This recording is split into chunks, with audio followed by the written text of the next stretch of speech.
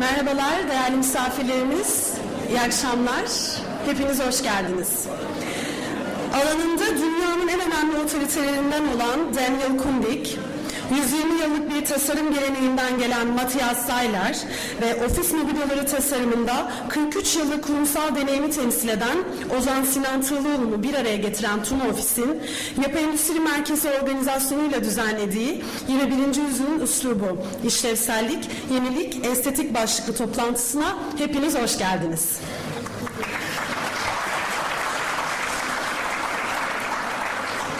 Tuna Ofis Yönetim Kurulu Başkan Yardımcısı Sayın Nuri Tuna'yı açılış konuşmasını yapmak üzere kürsüye davet ediyorum.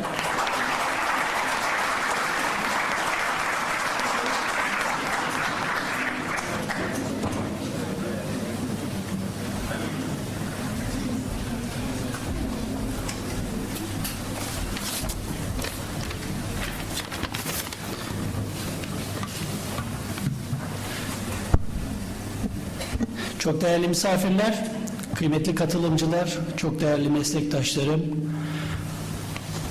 firmamızın mensupları, basın mensupları, hepinize hoş geldiniz diyorum. Bugünkü programı tertip etmekteki amacımız, mimarlık mesleğinde farklı bir bakış açısını da bir yurt dışı deneyimi olan başka bir mimarla Türkiye'de sizler gibi çok saygın mimarları bir araya getirip bu farklı bakış açısını da birlikte paylaşmayı bir amaç olarak koyduk. Bunun dışında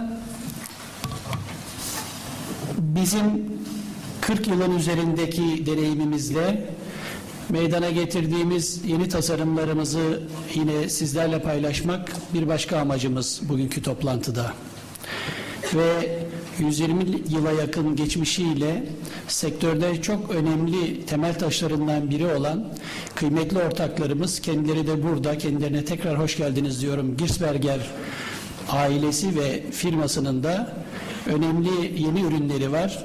Bugün onları da burada sizlerle beraber paylaşmayı arzu ettik.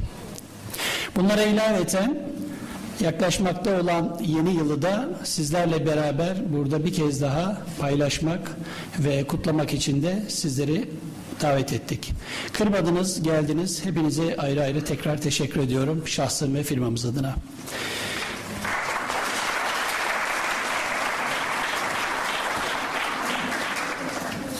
Ben sizlere konuşmacımız, misafirimiz, bizleri kırmayıp gelen Kündig hakkında kısaca bilgi vermek istiyorum. Kündig 10 yıl İsviçre Mimarlar Mühendisler Odası Başkanlığını yapmış bir mimar. Aynı zamanda 1986 yılından bugüne dünyanın farklı ülkelerinde İsviçre başta olmak üzere öğretim görevlisi olarak görev yapmakta. Yine İsviçre Mimarlar Konseyi direktörlüğünü halen yürütmekte ve Yaratıcı İsviçre Stratejik Danışma Komisyonu üyeliği de halen devam etmekte. Bay Kündig bugün bizlerle birlikte olmak için çok uzun yol kat etti. Moğolistan'ın başkenti Ulanbator'dan İstanbul'a çok uzun bir mesafe birkaç uçakla beraber değişerek geldi. Onun için tekrar kendisine teşekkür ediyorum bizleri kırmadığı için.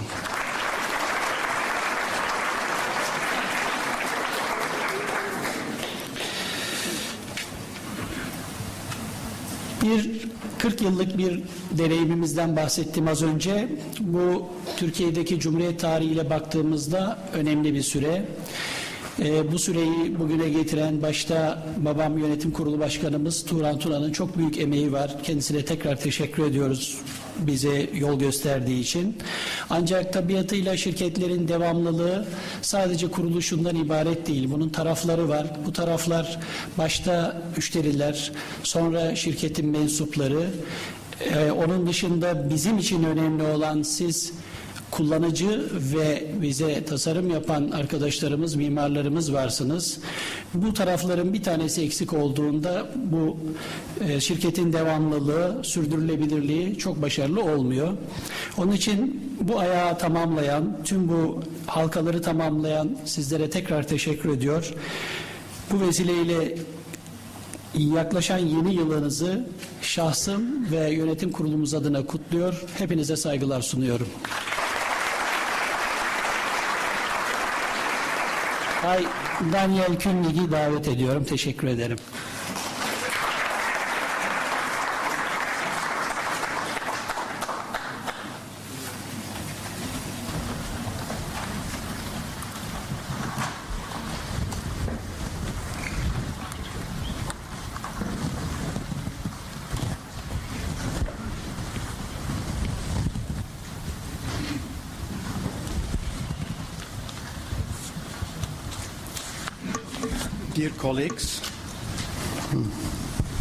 Dear colleagues, dear guests, I hope you hear me now. It's better.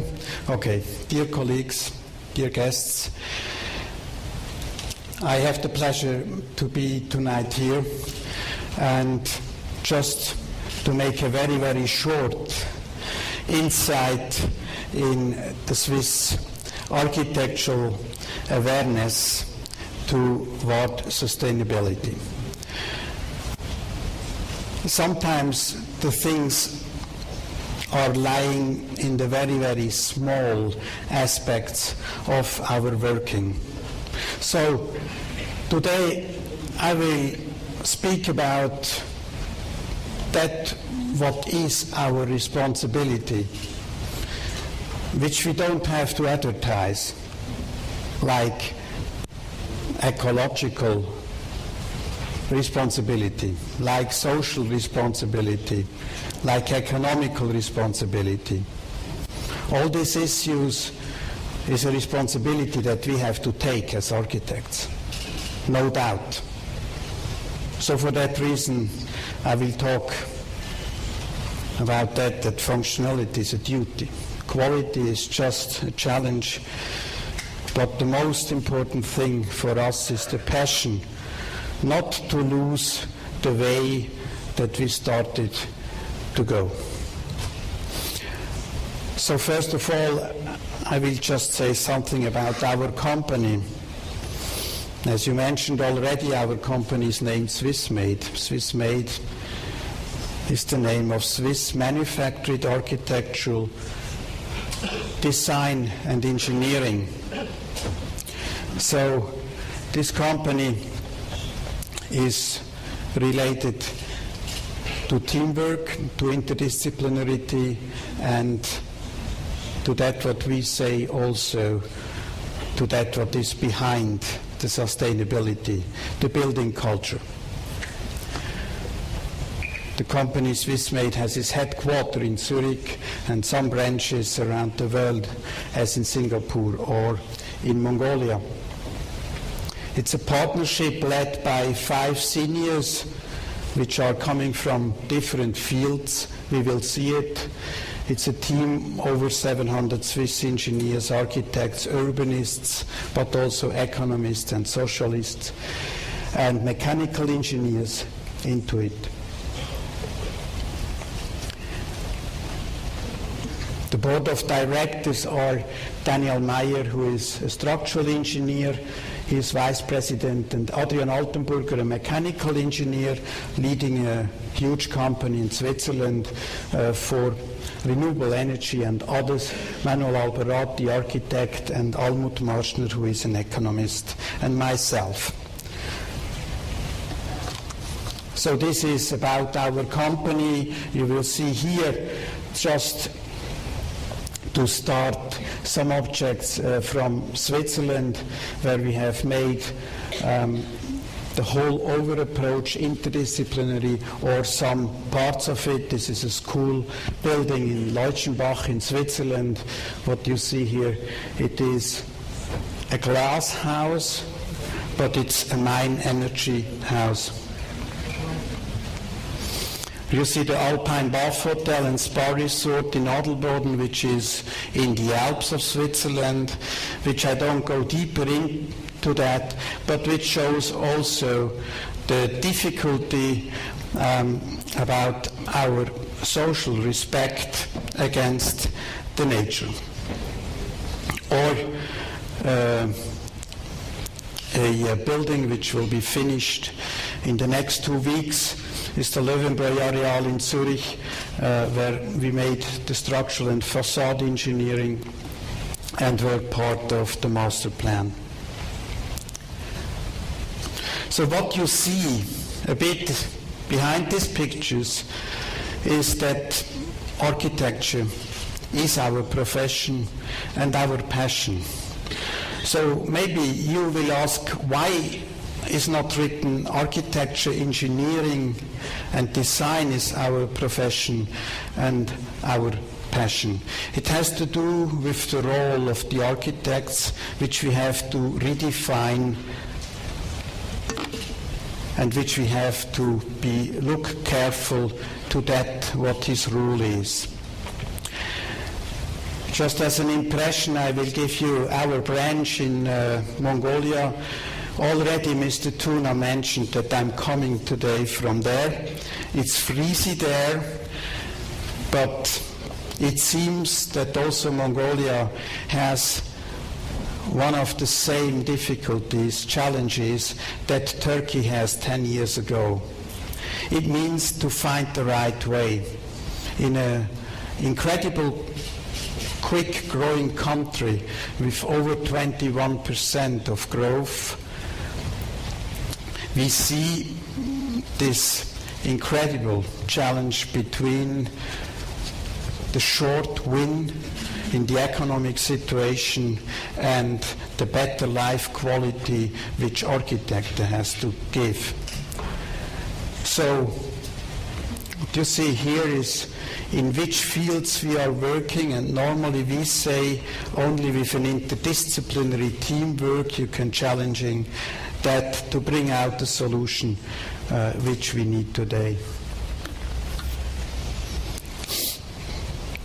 For example, what I go shortly through, we were asked about the new bank building.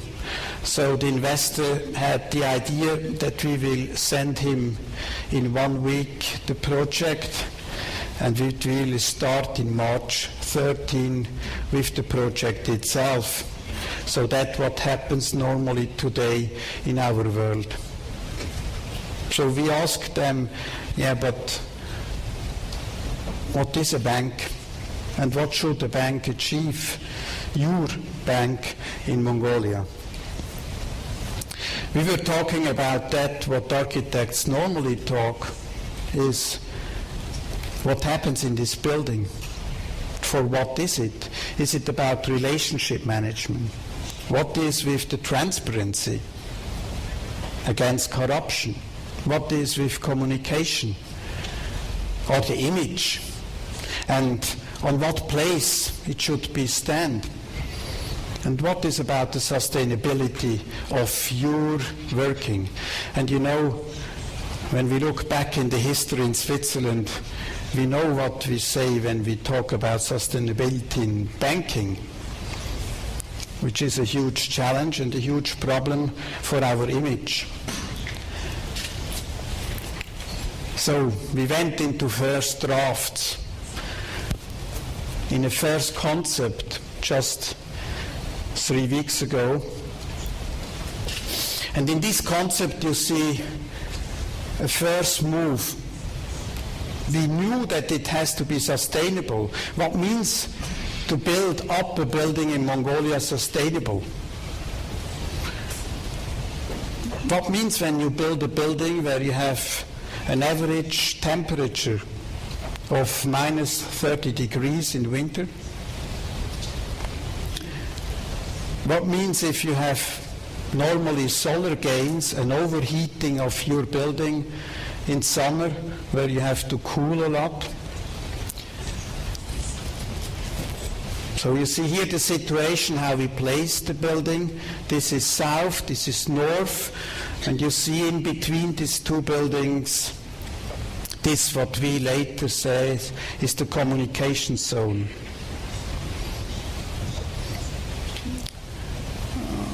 So this huge ventilator, this huge factory of heat and cool, is that what we say brings together on one hand the investment banking, on the other hand that where they are related directly to the clients. The meeting areas, the staircase, very simple in that scheme of the situation where you have also the balance in the symmetric because of the incredible earthquake values that you have in Mongolia. And finally, this area here in between, which we used as meetings to connect both sides. But what is behind? Behind is the creation of an energy plant. Behind is the creation that in winter we get here so much solar gain that we can produce with warm pumps the whole heating for the whole building. This is the glue. Why I tell you this is just to say interdisciplinary has to be driven by architects, has to be driven not by the engineers, not by the specialists, has to be driven from people who has the overview of all. On the end of the day, it's a question of atmospheres in these spaces, of atmosphere on that place and about the culture. So, what is reasonable and where are the limits and what are today's challenge in architecture? Whom will a building serve and what kind of expectations are we allowed to have? The requirements for a greener world and for maximum resource efficiency will improve continually while acknowledging durability and service capability as opportunities continue to grow alongside rapid technological advancements. And yet, what we do, yet we continue to exploit the world's resources and land to create architecture space which in effect creates nothing more than mountains of economical, cultural and natural waste. Disguided by luxury, ignorance knows no limits, and only when faced with economical pressure do the people take action for a better tomorrow. Essentially, it is important to acknowledge when sustainable creations are used efficiently, when they are used appropriately, and when they are an avoidable imperative. Many businesses if our resources are unlimited. And yet, in order to remain highly productive in the future, they must efficiently determine the scarce availability and distribution of resources. Therefore, and this is sure a competitive advantage, can only be attained in a strong environment while proper urban development supports the successful integration into the healthy one. Autonomy and social compatibility are the main values underpinning the Heron. While its response to the specific climate conditions in Singapore, the concept is ideally suited for a number of populated areas located within the tropical belt. In order to assure adequate solutions for a multitude of diverse aspects, the project team relies on that what I said, the integrated planning. There is no architecture without structural engineering or building technology, and there will be no quality of usage without smart design. The high-rise is an archetype for condensed development. The city guarantees sustainability of social life. City life is efficient and environmentally friendly because of the concentrated land usage, which is minimized. In effect, transportation routes are shortened. Density of public services increases at little cost, and in general, the availability of goods and services is boosted. The Heron promotes mixed residential, commercial and office use in order to further balance demands in local infrastructure, to provide for both high level of activity and security, and last but not least, to contribute to the city's development as an attractive living space. The Heron tough part of the city is to some extent autonomous in the use of its resources for its operations. Through the consequent use of effective construction and energy-saving measures, the building continues to provide sufficient cooling performance together with the basic operation of the building. And the Heron is also a factory. A factory produces water, potable water, drinking water. The availability of drinking water has been restricted by its unequal distribution and the pervasive pollution. Moreover, especially in tropical areas, ensuring the constant supply of hygienic drinking water in large quantities has become a complex issue. The Heron, as a building, addresses the problem and also produces twice the amount of water needed within the building.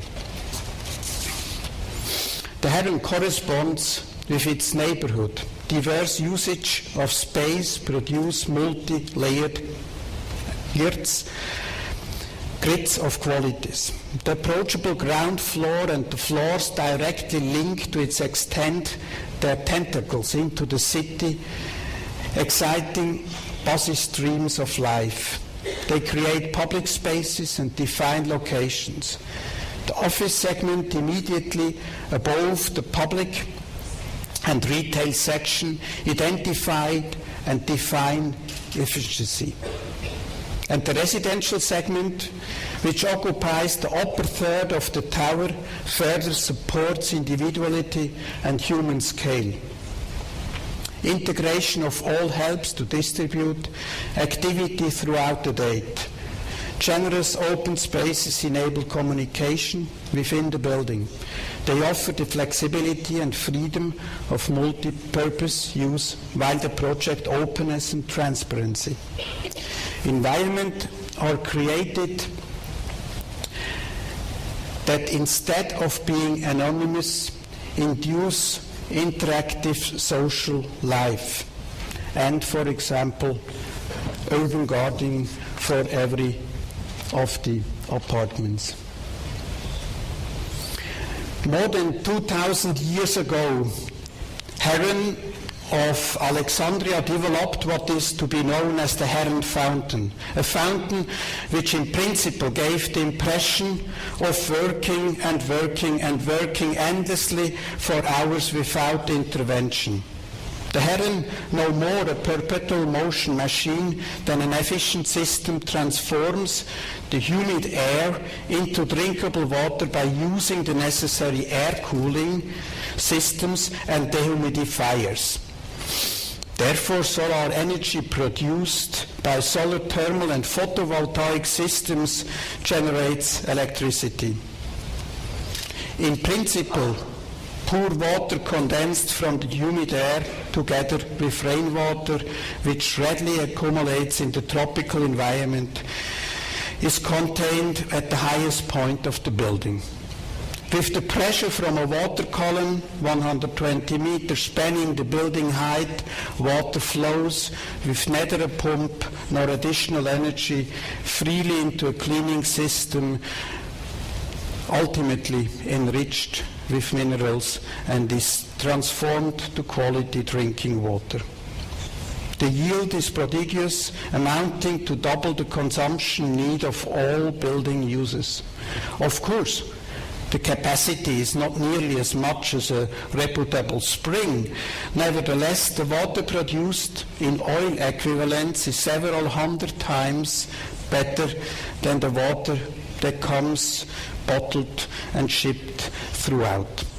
Water that is both pure and potable becomes a precious commodity.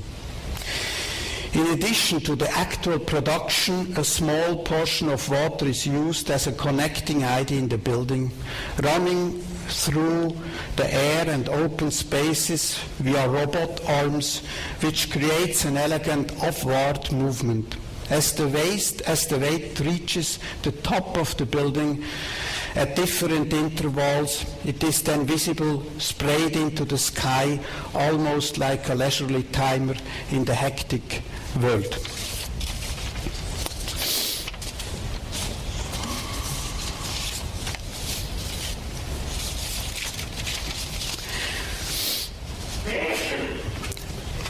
The whole energy demand is covered by thermal and electrical energy.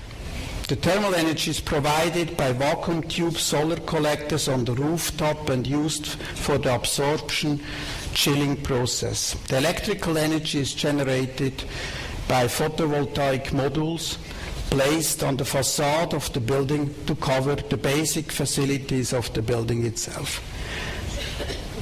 The basic facilities consist of chillers, ventilators, elevators, and the whole lighting.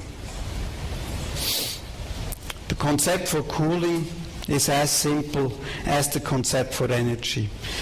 The building is chilled on the one side by an absorption chiller and on the other by a highly efficient mechanical chiller. The energy used for the chilling processes is thermal, respectively small energy, electrical energy. The thermal energy is generated at the vacuum solar tubes.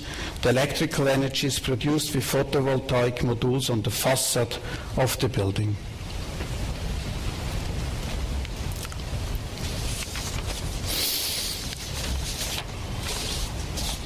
So I will go to the structure of the building itself.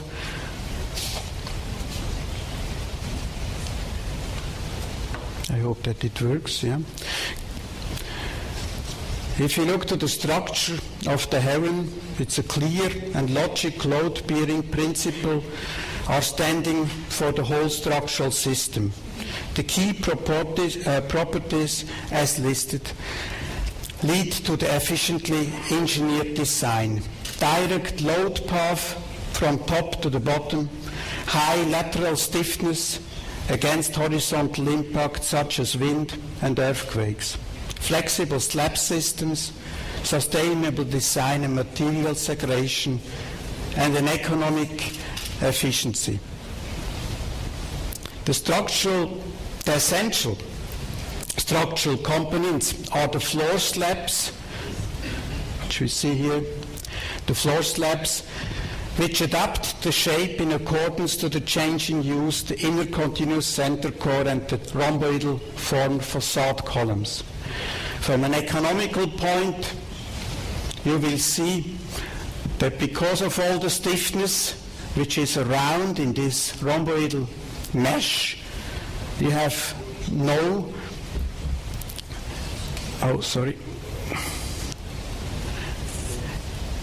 you have absolutely no other stiffness or sharing walls inside the building itself.